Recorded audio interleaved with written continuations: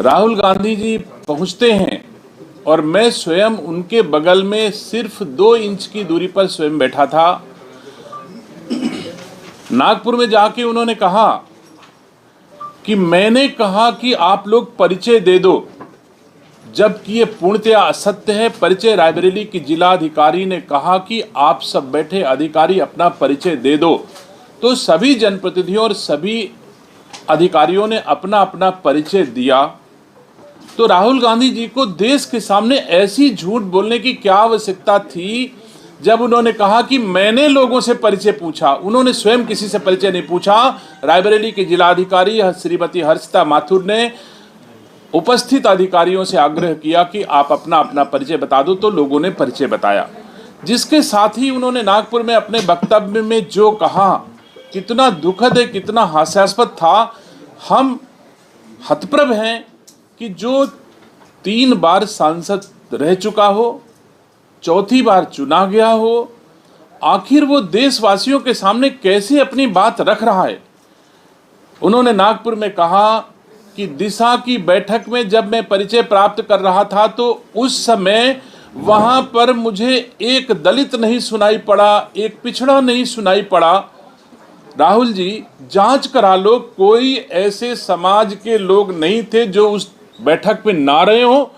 लेकिन अगर सस्ती लोकप्रियता कायम करने के लिए, देश में अशांति पैदा करने के लिए आप ये भाषण देते हैं, तो वो आप जाने, लेकिन देश आपको कभी माफ नहीं करेगा। उस बैठक में सभी समाज के लोग उपस्थित थे और आपने कहा कि इसमें दलितों की और पिछड़ों की उपस्थिति, आदिवासियों की उपस्थिति नहीं है। मैं कहता हूं कि उसी बैठक में आपने दिशा की बैठक के लिए सदस्यों को अपने हस्ताक्षर से नामित करना था, जिसमें कुल 9 सदस्य दिशा की बैठक के लिए नामित होने थे। 3 सदस्य भारत की सरकार के द्वारा आरक्षित पदों के लिए नामित होने थे, उनको छोड़ दिया जाए तो शेष 6 पद आपके दस्तखत से उसी बैठक में आरक्षित किए गए जिस बैठक की आप अध्यक्षता कर रहे थे। तो आपने अपनी कलम से दलितों और पिछड़ों का मनोनयन क्यों नहीं किया? उन 6 में से केवल 1 पासी और 1 यादव का आपने को नामित किया है, बाकी 4 अनारक्षित आपने स्वयं किया, जिस बैठक में आप स्वयं अध्यक्षता कर रहे हो और जिसके बारे में नागपुर में बोल रहे हो। उसी बैठक में अपने दस्तखत से आपने दलितों और पिछड़ों के साथ अन्याय किया और उसके बाद आप नागपुर में बोल रहे हो कि वहां तो ना दलित दिखाई पड़े, ना दिखाई पड़े, ना पिछड़े दिखाई पड़े, जबकि सभी जातियों के लोग वहां उपस्थित थे। तो राहुल गांधी जी, पहले शुरू करो। 1951 से आपने दलितों और पिछड़ों को, आपने, आपकी पीढ़ियों ने क्या क्या दिया है, उनके साथ कितना कितना जुल्म किया है, ये देश जरूर आपसे जानना चाहता है। कि 1951 से, मैं देश की बात बिल्कुल नहीं करूंगा, वो हमारे मोदी जी जाने, राष्ट्रीय नेतृत्व तो जाने, लेकिन मैं रायबरेली में जानता हूं कि रायबरेली में आपने 1951 से अब तक रायबरेली में होने वाले लोकसभा के चुनाव में रायबरेली की मां की कोख से जन्मे किसी बेटे को आपकी कांग्रेस ने टिकट नहीं दिया।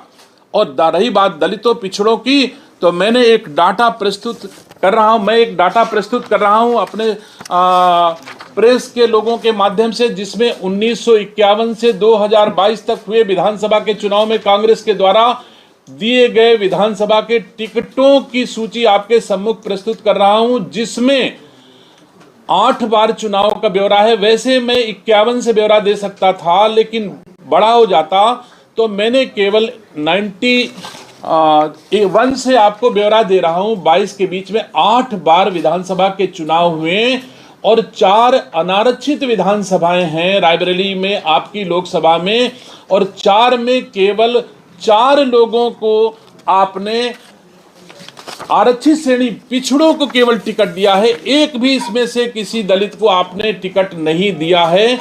तो क्या इसके लिए आप देशवासियों से माफी मांगेंगे राहुल जी, कि आपने रायबरेली के लोगों, जिस बैठक में बैठे थे, उसी बैठक में चुने हुए जनप्रतिनिधि बैठे थे, उन जनप्रतिनिधियों के बीच में आपने जो टिकट दिए हैं, उसमें आप स्वयं देख सकते हो कि आपने दलितों पिछड़ों के साथ न्याय किया है आपके हिसाब से। मैं ये भी पूछना चाहता हूं कि चाहे आप पूरे देश की बात कर लो, चाहे रायबरेली अमेठी की बात कर लो, चाहे 10 जनपद की बात कर लो, 10 जनपद के भीतर भी आपके 2 सांसद हैं और तीसरा लड़ रहा है। इनमें से कितने दलितों और पिछड़ों को आपने आरक्षण दिया, यह भी तो देश के सामने आप बताओ। कहीं अगर चाहते तो वायनाड से किसी एक दलित और पिछड़े को आप टिकट दे करके सांसद बना सकते थे। आप चाहते तो राजस्थान से, जहां आपने अपनी मां को, वो भी अस्वस्थ होने के कारण, रिटायर होने के कारण आपने राज्यसभा भेजा है, वहां एक दलित को आप भेज सकते थे, वहां तो आपने नहीं भेजा। और रायबरेली की दिशा की बैठक में आकर के और उसके बाद देश के सामने देश को आप गुमराह कर रहे हो कि दलितों पिछड़ों का हक नहीं दे रहा। मुझे तो गर्व है कि जिस बैठक में आप गए थे उसमें मोदी जी की सरकार के शासनादेश के अनुरूप 3 लोगों को आरक्षण प्रदत्त किया गया था, लेकिन आपने तो जितना मोदी जी ने किया उतना भी हक दलितों और पिछड़ों को नहीं दिया है। तो सम्मानित साथियों, मुझे दुख होता है इस तरह से कि हमारे देश के सांसद ही नहीं, देश में नेता प्रतिपक्ष हैं, कैसे वो सदन इनकी योग्यता को समझ में। भारतीय जनता पार्टी की सरकार और उत्तर प्रदेश में भारतीय जनता पार्टी की सरकार है, तो निसंदेह अगर न्याय न मिल रहा होता तो जनता बार बार भारतीय जनता पार्टी की सरकारों का चुनाव न करती। कुछ और दिखा रहे सर जी, इसको चलाइए। मैं सम्मानित अपने पत्रकार साथियों से कहना चाहता हूं, जिस विषय पर मैंने आप सबको आमंत्रित किया है वो विषय आप सुन लीजिए कि राहुल गांधी जी क्या कह रहे हैं कि मैं एमपीज की बैठक में गया था। कितना दुर्भाग्य है, 4 बार का चुना हुआ सांसद दिशा की बैठक को एमपीज की मीटिंग होती है, वो धीरे धीरे बोल रहे हैं तो हम क्या कर सकते हैं। उसमें गया, इसकी लिंक दे दीजिएगा, प्रदीप इसकी लिंक दे दीजिएगा। इसका लिंक दे दीजिए। गलती से मैंने कह दिया भैया, वो उतने धीरे बोल रहे हैं। ये जो सब अफसर हैं अपना परिचय कर दीजिए।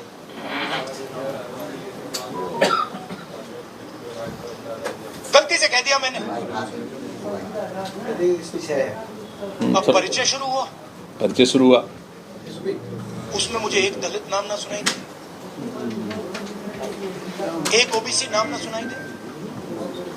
फिर मैंने पता लगाया, मैंने अपने सेक्रेटरी से कहा भैया ये इन सब के नाम निकालो और पता लगाओ इनमें से ओबीसी कितने हैं, दलित कितने हैं, आदिवासी कितने हैं, माइनॉरिटी के कितने हैं।